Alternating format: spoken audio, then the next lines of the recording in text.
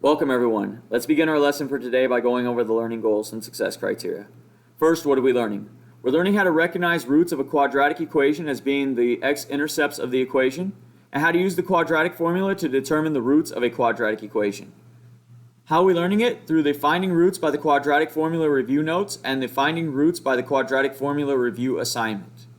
When can we use this information? To determine the distance of a home run in the Major League Baseball Home Run Derby. How do we know we learned it? By getting a score of 4 on the Finding Roots by the Quadratic Formula Review Assignment. Now let's take a look at our agenda for today.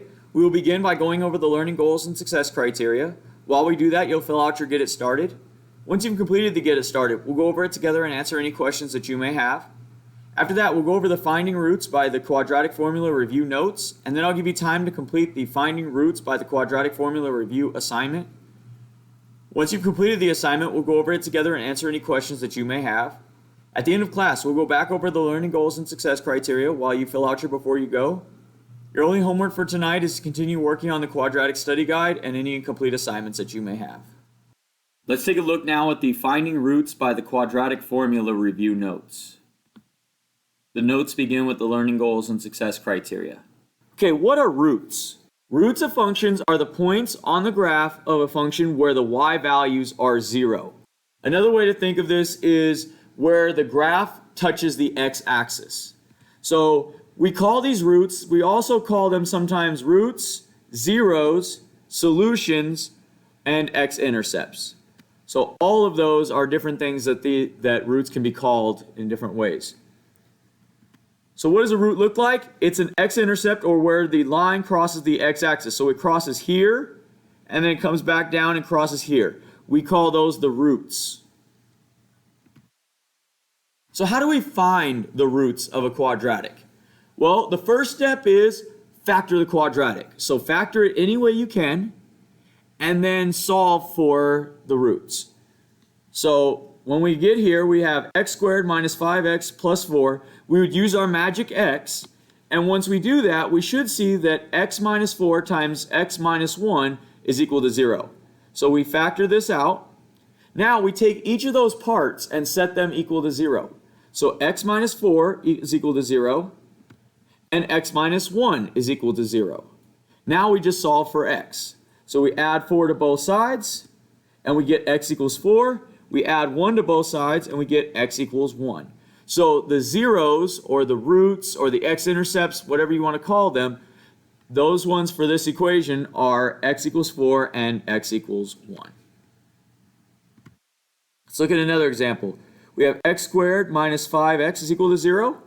So again, we factor this, and we can pull an x out of this. So we get x times x minus 5 is equal to 0. Now we set each of those parts equal to 0, and that includes the x. So x can equal 0, and x minus 5 can equal 0. Well, x minus 0 just stays as is. It's just x equals 0. So that's one of the roots. The second one now, we add 5 to both sides, and we get x is equal to 5. So x equals 0 and x equals 5 are the roots for this quadratic. Now what about quadratics that can't be factored? So not everything comes out evenly. So not all quadratics can be factored. For instance, this one, x squared minus 5x plus 3 equals 0. This is a non-factorable quadratic. So when we get these non-factorable quadratics, we have to use what's called the quadratic formula. So what is the quadratic formula? Quadratics will always appear as ax squared plus bx plus c equals 0. And from that, we can create the quadratic formula, which says this: x equals negative b plus or minus the square root of b squared minus 4ac all over 2a.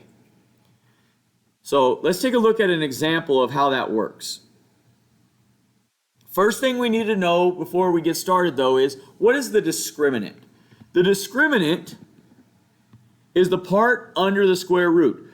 If the value under the square root is positive, then we have 2 roots, and if the value under the square root symbol is negative, there are no roots. So that's why we call it the discriminant, because it discriminates here against negative roots. So if it ends up negative, then we know we don't have to do any other work it's no solution.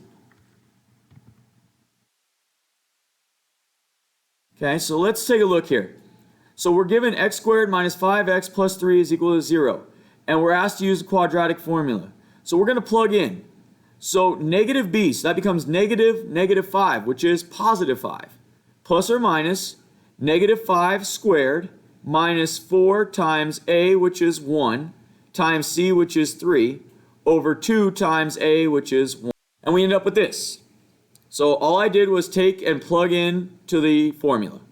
Now we can go ahead and start to work the problem. So negative 5 is just positive 5. Negative 5 squared is positive 25. And then negative 4 times 1 is negative 4 times 3 is negative 12. And then 2 times 1 is 2. So we end up with this. Now we just simplify under the radical. So 25 minus 12 is 13. So we get 5 plus or minus square root of 13 over 2. Now, notice there is no perfect square root of 13, so we just leave it as is. And we make this a plus, so this is 5 plus square root of 13 over 2. And then the minus part comes in, so this is 5 minus square root of 13 over 2.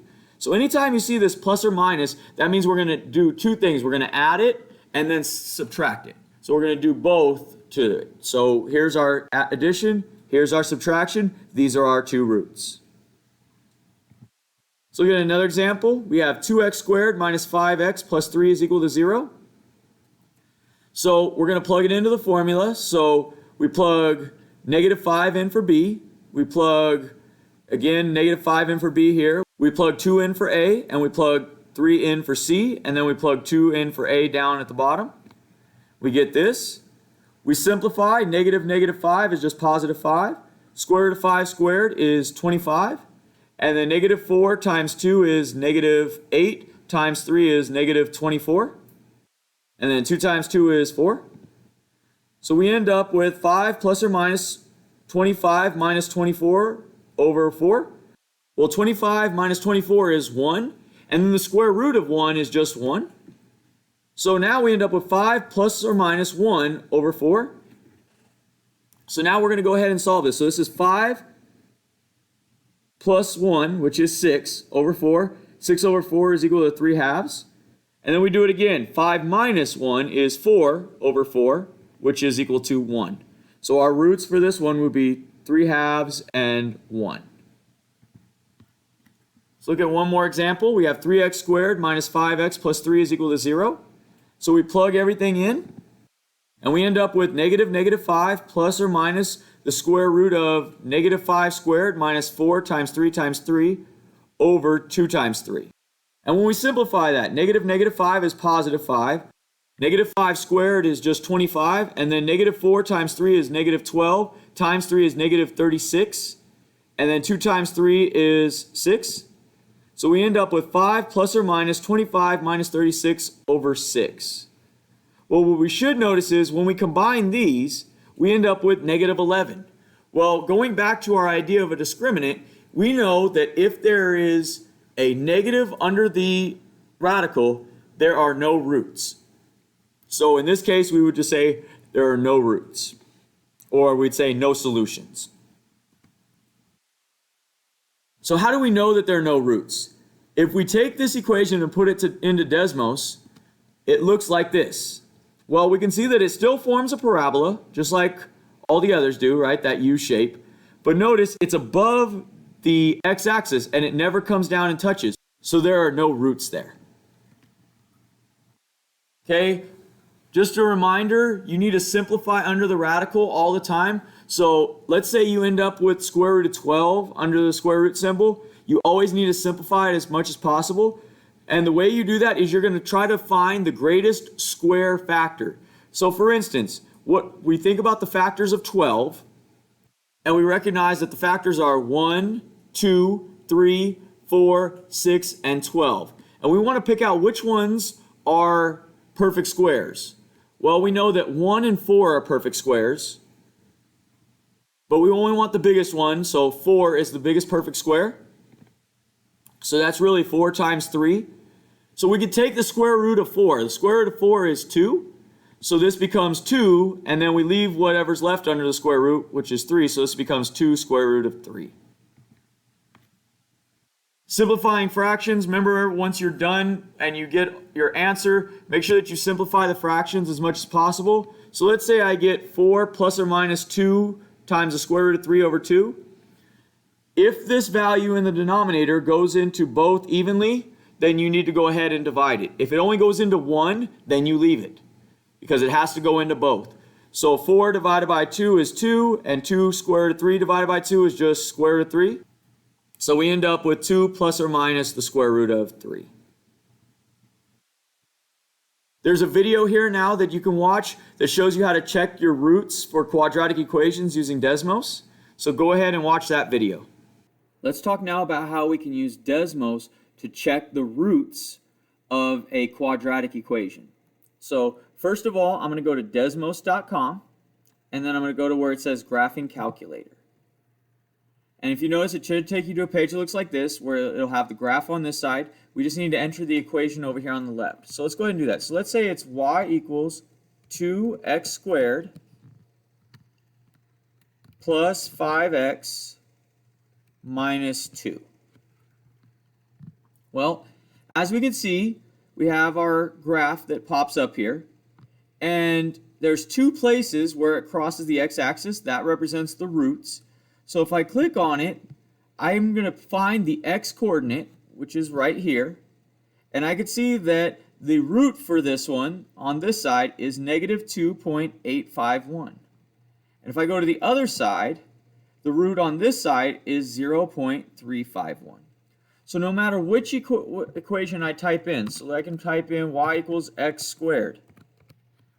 There's my second one. I can find where it touches the x-axis right here. And if I click on it, it will give me the root, which is the x-coordinate of that point. So this is how you would use Desmos to check the roots for a given quadratic. Let's take a look now at the Finding Roots by the Quadratic Formula Review assignment. The assignment begins with the learning goals and success criteria. If we scroll down, we can see the questions. So this first one says, what are the roots of the equation? X squared minus 4x minus 60 is equal to 0. Well, we would plug that into our quadratic formula, which is negative b, so that would be negative 4, plus or minus the square root of b squared, so that's negative 4 squared, minus 4ac, so that's minus 4 times 1 times negative 60, all over 2a, which is 2 times 1. And then you would just go ahead and simplify that. And when we simplify everything, we should end up with x equals negative 6 and positive 10, which is this one here. So you'll continue to do that for each of these. Now some of them don't exactly come out evenly, and they're left in this form. That's okay. Just check your work and make sure that you did everything correctly. And if you end up with something like this, that's fine. So go ahead and continue to answer the questions all the way until you get to the end.